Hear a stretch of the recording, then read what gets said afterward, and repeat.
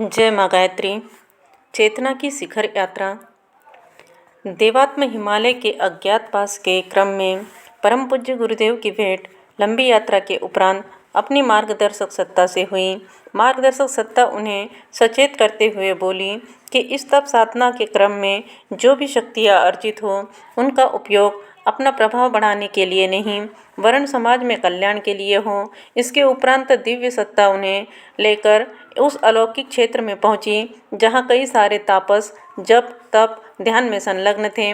उसी दिव्य वातावरण में उनकी मार्गदर्शक सत्ता ने उन्हें विराट जगत का दृश्य अनुभव कराया। पूज्य गुरुदेव को लगा कि मानो वे स्वयं उसी परम सत्ता की अनंत भुजाओं में समा गए हों। अनुभव कराने वाली मार्गदर्शक सत्ता गुरुवर को संकेत देते हुए बोली कि गायत्री मंत्र के माध्यम से ही विराट पुरुष की आराधना की जाए। यह गुरु पूर्णिमा की बेला थी। आकाश में पूर्ण चंद्र खिला था।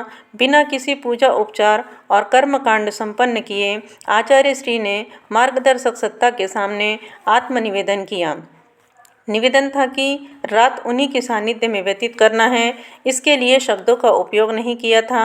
मार्गदर्शक सत्ता ने इस निवेदन को जैसे पढ़ लिया, स्वगत ही कहा, रात ही क्यों, पूरा जीवन ही इस चेतना का प्रतिनिधित्व करना है। इस चेतना कहते हुए वे अपनी ओर संकेत कर रहे थे। कहा था कि यहाँ से मिलते रहने वाले निर्दोषों का समर्पण भाव से पालन करना ही तुम्हारे लिए गुरु पूर्णिमा की दक्षिणा है।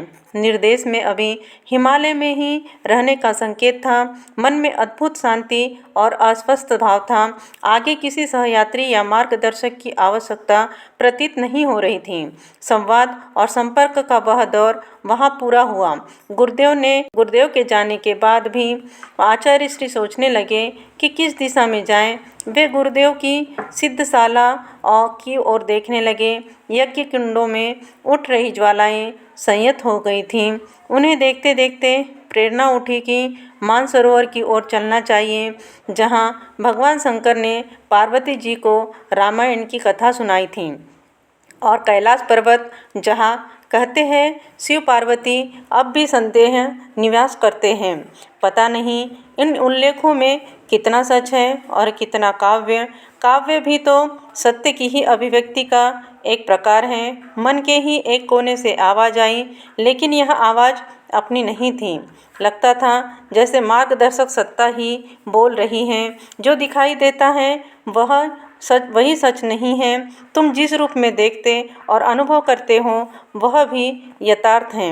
जिसे तुम लक्ष्य कर रहे हो उसे किसी दृष्टा ने अपने मन की आंखों से देखा और ललित ललाम अनुभव किया। शुष्क मन यदि पत्थर को हथियार की तरह उठाता है तो वह श्रद्धालु मन को भटका हुआ समझ सकता है जो उसकी पूजा करता है, लेकिन श्रद्धालु के चित्त में वह पाषाण परम सत्ता की जीवंत अनुभूति बन जाता है। आचार्य श्री ने कैलाश और मानसरोवर के संबंध में उठे विचारों को झटक दिया। उन संदेहों को झटकते हुए उन्होंने सिर भी हिलाया, जैसे सिर पर रखा कोई भार उसे हिलाकर नीचे फेंक रहे हैं।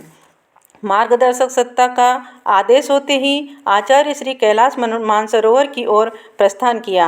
रास्ता देखा नहीं था, किसी से पूछा भी नहीं। पूछे तो बताने वाला कोई नहीं। वहाँ ज्ञान यज्ञ अनुष्ठान कर रहे तापस उस स्थान से जा चुके थे। तपोवन से यहाँ तक लाए गुरु भाई ने बताया कि कैलाश मानसरोवर के लिए लिपू घाटी या गरव्याम गांव से काला पानी होते हुए सुरगुम सकला घाटी माया राक्षस ताल होते हुए मानसरोवर पहुंचा जा सकता है। यह रास्ता मुश्किल से 50 मील दूर है, लेकिन दुष्कर है। उन्हीं से मार्ग में पड़ने वाले पड़ाव के बारे में सुना ही था। रास्ते की कोई जानकारी तो नहीं ली थी, इसलिए यह संकेत या अस्पष्ट सा मार्ग चित्त से उतार दिया। फिर यह भी तो पता नहीं था कि इस समय कहाँ हैं। अपनी स्थिति का पता न होने की दशा में प्रस्थान बिंदु निश्चित नहीं किया जा सकता। यह उधेड़बुन चल रही थी। निर्धारण करने में कठिनाई होने लगी तो याद आया कि गुरुदेव ने जाते हुए किस दिशा विशेष की ओर संकेत तो नहीं किया था। ऐसा कोई संकेत ध्यान नहीं आ रहा था। उन्होंने अब आगे कुछ ज़्यादा सोचे बिना उस दिशा में पग बढ़ाए जिस तरफ गुरुदेव जाते हुए दिखाई दिए थे। शंखचूम, लीपू घाटी और तकलाकोट होते हुए राक्षसताल की तरफ बढ़ रहे थे कि कुछ दूर चलने पर लगा भटक गए हैं। किसी ने कहा, नहीं, मन में ही प्रबोध हुआ। वे तिब्बत की सीमा में पहुंच गए थे, लेकिन किस क्षेत्र में हैं यह पता नहीं चल रहा था। कुछ दूर चलते हुए इक्का दुक्का युवक दिखाई दिए। इस क्षेत्र में पहुंचते या रहने के लिए युवा सामर्थ्य चाहिए, सामान्य नहीं, उद्दाम और प्रबल सामर्थ्य। उनसे पूछा, कैलाश मानसरोवर जाना है, क्या हम ठीक चल रहे हैं? युवकों ने कहा, आप मानसरोवर की जाने वाले रास्ते से अलग निकल आए हैं। यह भिन्न क्षेत्र है, लेकिन चिंता न करें, आप ज़्यादा आसानी से कैलाश मानसरोवर पहुंच जाएंगे। आचार्य श्री उन युवकों की बातों को अबूझ भाव से सुन रहे थे, जैसे कुछ समझ नहीं पा रहे हों। उन युवकों ने कहा, आप एक ऐसे क्षेत्र में आ गए हैं जहां हर किसी का प्रवेश नहीं हो सकता। इस क्षेत्र की व्यवस्था संभाल रही ऋषि आत्माएं जिन्हें आमंत्रित करती हैं, वही यहाँ पहुँच पाते हैं, कोई कदापि नहीं। वे युवक भी उसी क्षेत्र के निवासी थे जिन्होंने अपना परिचय ज्ञानगंज योगाश्रम के साधक के रूप में दिया। ज्ञानगंज योगाश्रम का उल्लेख और स्थानों पर भी आया है। योग साधना के मार्ग पर बहुत आगे तक बढ़ चुके यतियों के अनुसार यह क्षेत्र लोकोत्तर साधना स्थली है।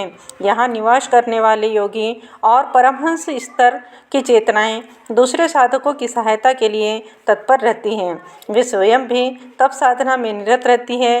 कहते हैं कि इस सिद्ध भूमि की स्थापना प्राचीन काल में हुई थी, लेकिन अव्यवस्था के कारण यह विश्रंखलित हो गई।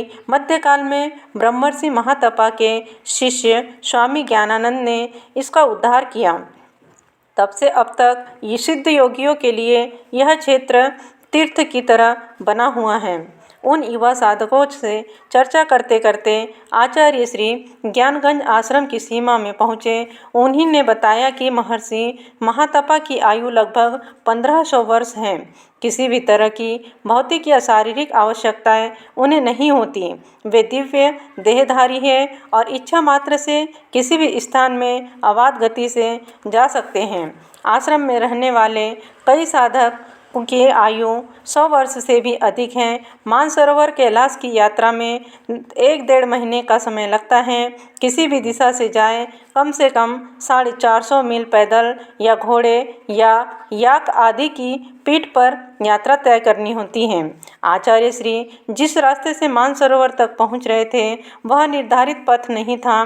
दाएं बाएं आगे पीछे आते जाते यह यात्रा 2 महीने से ज़्यादा समय में पूरी हुई।